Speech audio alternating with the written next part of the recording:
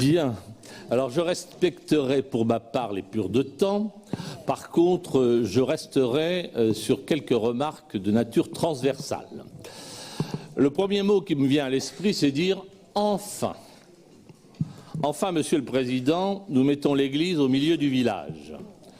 Car votre démarche a parfois manqué de cohérence, comme j'ai eu l'occasion de le dire la dernière fois, en nous faisant voter des politiques sectorielles qui sont partie intégrante du SRADET, sans que nous ayons eu à discuter et adopter le cadre général de la planification. D'ailleurs, votre silence, lors de la dernière session, était assez éloquent. Certes, je reconnais que le travail qui a été fait était considérable, et je remercie à mon tour et les élus et les équipes qui sont impliqués dans ce travail. D'abord, une interrogation. Superposition ou intégration? Je dirais les deux à la fois, et notamment dans le temps. Avec ce défaut majeur, c'est que nous adoptons et que nous rajoutons dès 2020 une couche supplémentaire de nature prescriptive à un millefeuille de plans, schémas de toute nature qui désorientent les élus, et vous le savez parfaitement, et qui font perdre et du temps et de la cohérence. Et on le sait bien, ce pays, le nôtre, meurt de ce trop-plein de réglementation et d'une multiplication des normes dont le SRADET sera la position fêtière.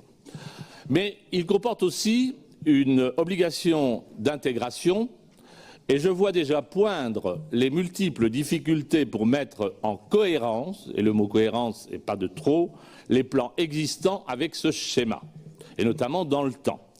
Ainsi donc, au lieu de simplifier, nous rentrons dans une grande phase de complexification qui sera très difficile à gérer. D'autant que, comme on l'a rappelé, la loi Elan prévoit de simplifier dès 2021 la portée prescriptive du schéma, ce qui ne peut que renforcer encore l'instabilité juridique dans laquelle les élus se trouveront confrontés. Donc je pense qu'il va y avoir un besoin fort de pédagogie de la part de la région envers tous ces élus.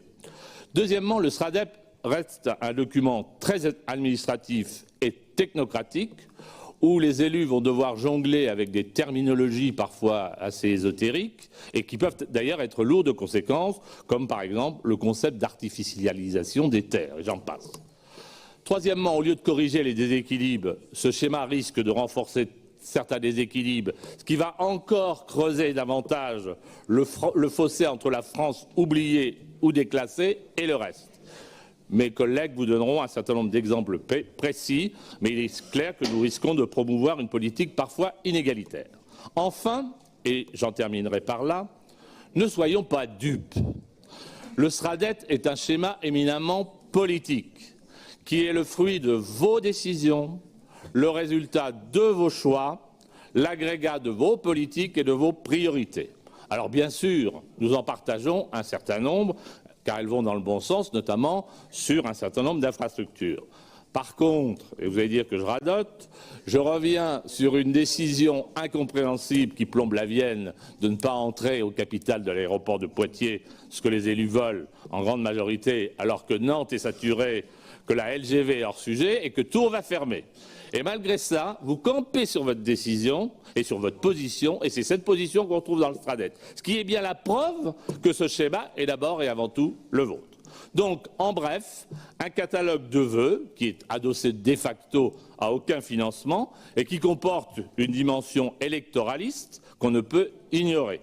Et il appartiendra aux électeurs de juger sur le concret plus que sur l'affichage, d'autant qu'en 2021, l'affichage l'aura largement emporté sur la réalisation. Merci.